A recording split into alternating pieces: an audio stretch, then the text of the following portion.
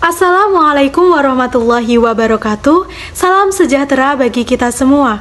Perkenalkan, nama saya Nabila Isnama Arif, selaku moderator dari kelompok 1 mata kuliah Bisnis Syariah, Prodi Manajemen Fakultas Ekonomi Bisnis. Di sini saya dan teman-teman akan mempresentasikan mengenai sejarah perkembangan bisnis syariah. Bersama teman-teman saya, Anissa Dwi Nurlita, Nirma Sintia, Dina Min Amrina Rosyada, Prima Nur Firdaus, Lutfi Alfian, Anissa Nur Fitriani, Naili Iza Rizqiyah, Wahidatun Naili Saada, dan Ragil Pramudia Aranta. Apa sih yang akan kita bahas pada kesempatan kali ini? Yang akan kita bahas adalah definisi bisnis syariah, sejarah dari bisnis syariah, dasar bisnis syariah, prinsip-prinsip bisnis syariah, ciri utama bisnis syariah, dan tujuan dari bisnis syariah. Selanjutnya, materi akan disampaikan oleh teman-teman saya. Definisi bisnis syariah. Bisnis adalah suatu orang atau organisasi yang menjual barang atau jasa kepada konsumen atau bisnis lainnya. Sedangkan syariah adalah kata yang berasal dari kata syariat yang memiliki arti sebagai hukum agama yang mengatur hubungan manusia dengan manusia, manusia dengan alam sekitarnya, dan manusia dengan Allah Subhanahu wa Ta'ala sesuai dengan Al-Quran dan hadis. Bisnis syariah adalah suatu proses jual beli barang atau jasa yang berlandaskan pada hukum Islam dan berpedoman pada Al-Quran dan hadis.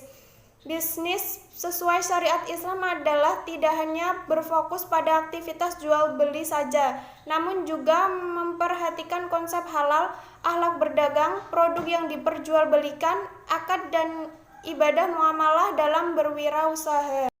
Sejarah dari bisnis syariah.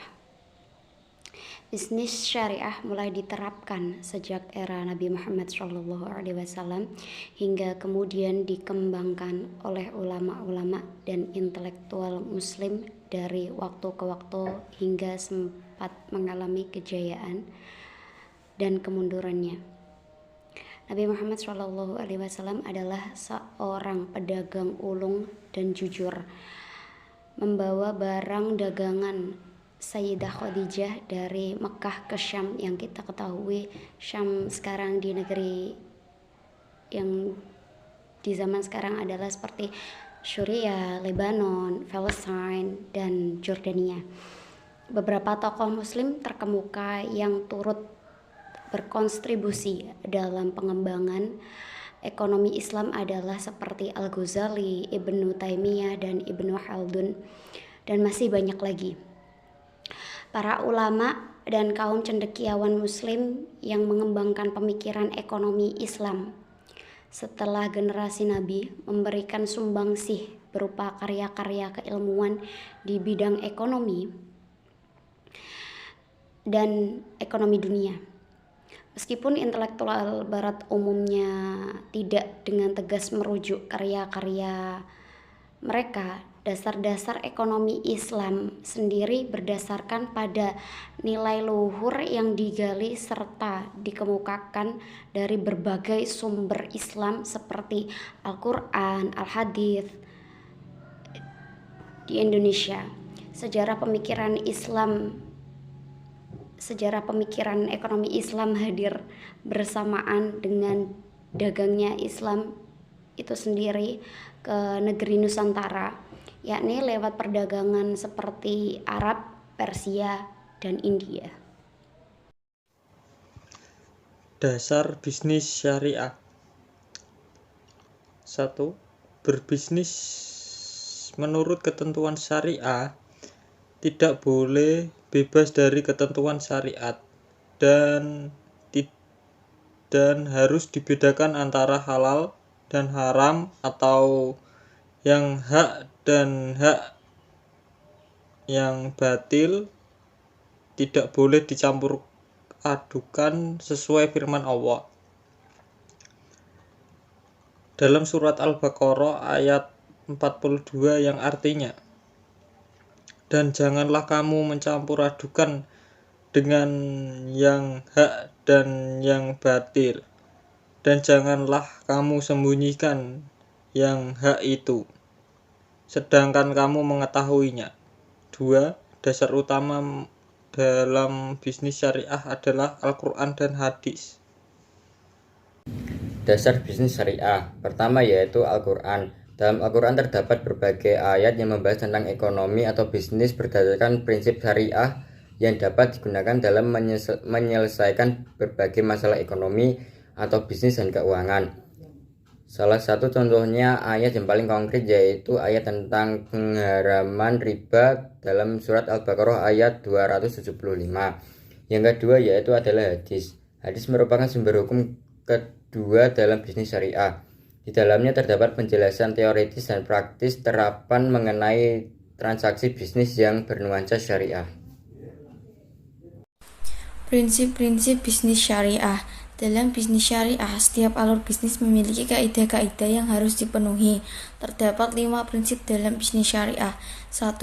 Memperhatikan maqasid syariah. Tujuan utama dari maqasid syariah adalah merealisasikan kemanfaatan untuk umat manusia, baik urusan dunia maupun akhirat. Maqasid syariah tersebut adalah terjaganya agama, jiwa, akal, keturunan atau keluarga, dan harta.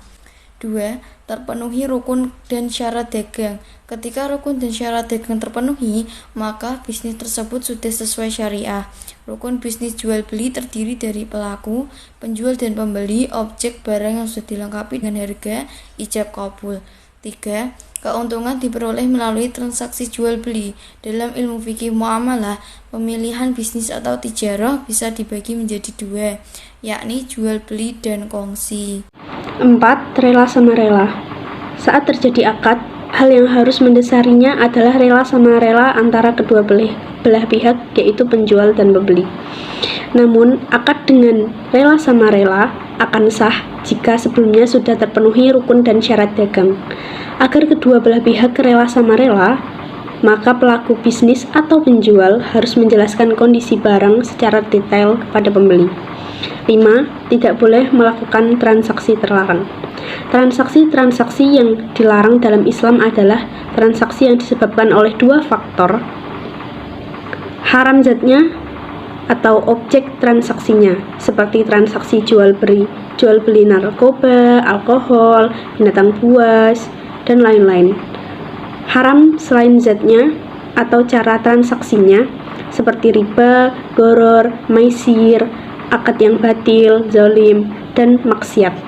Untuk poin ciri utama bisnis syariah, yang pertama selalu berpijak pada nilai-nilai ruhiyah, yaitu selalu memiliki kesadaran tentang eksistensi Allah Subhanahu wa Ta'ala dan keterkaitan serta hubungan seseorang dengan Allah Subhanahu wa Ta'ala yang mewarnai seluruh perilakunya. Yang kedua, diimplementasikan menggunakan aturan syar'i, yaitu bisnis ini memiliki kesesuaian antara teori dan praktik, bukan sekedar memikirkan untung dan juga rugi. Yang ketiga, memiliki pengetahuan mengenai bisnis halal dan haram, yaitu pelaku bisnis dituntut untuk mengetahui dengan jelas mana bisnis yang boleh dan tidak boleh. Untuk yang terakhir, tidak hanya memprioritaskan dunia, namun juga akhirat. Namun itu bukanlah faktor utama. Yang lebih utama adalah menjadikan bisnis sebagai ladang ibadah yang menjadi pahala. Tujuan bisnis syariah adalah mendorong terjadinya pertumbuhan ekonomi. Yang dimaksud dengan adanya pertumbuhan bisnis yang dijalankan akan menjadi maju dan besar. Hal ini ternyata dapat menjaga eksistensi bisnis atau perusahaan yang menjalankannya. Kedua, memperoleh berkah dari Allah. Berkah adalah bertambahnya kebajikan dan ketenangan dalam diri seorang yang tidak dapat dihitung secara matematik. Ketiga adalah mendapat ridho Allah. Dalam hal menjalankan bisnis Islam, dengan konsep ada yang halal dan yang haram serta tidak melakukan kezaliman. Harapannya ingin mendapatkan ridha Allah. Yang keempat adalah mendapatkan ketenangan lahir dan batin. Ketentuan-ketentuan bisnis syariah mampu melahirkan ketentraman lahir dan batin bagi orang-orang yang mematuhinya. Kesimpulan dari materi kali ini yaitu bisnis syariah adalah serangkaian aktivitas jual beli dalam berbagai bentuknya yang tidak dibatasi jumlah kepemilikan hartanya, baik barang atau jasa, tetapi dibatasi cara memperoleh dan menggunakannya. Dasar hukum yang menjadi acuan yaitu Al-Quran dan hadis. Bisnis syariah juga memiliki prinsip memperhatikan maqasid syariah, terpenuhi rukun dan syarat dagang, keuntungan diperoleh melalui transaksi jual beli, tidak boleh melakukan transaksi terlarang, dan rela sama rela. Ciri utama dari bisnis syariah yaitu selalu berpijak pada nilai-nilai ruhiyah, diimplementasikan menggunakan aturan syar'i, memiliki pengetahuan mengenai bisnis halal dan haram, tidak hanya memprioritaskan dunia namun juga akhirat. Selain itu, tujuan dari bisnis syariah adalah mendorong terjadinya pertumbuhan ekonomi, memperoleh berkah dari Allah, mendapat ridho Allah, dan mendapatkan ketenangan lahir dan batin. Demikianlah presentasi dari kelompok kami. Apabila ada kesalahan kata, baik disengaja maupun tidak, kami mohon maaf yang sebesar-besarnya. Wassalamualaikum warahmatullahi wabarakatuh.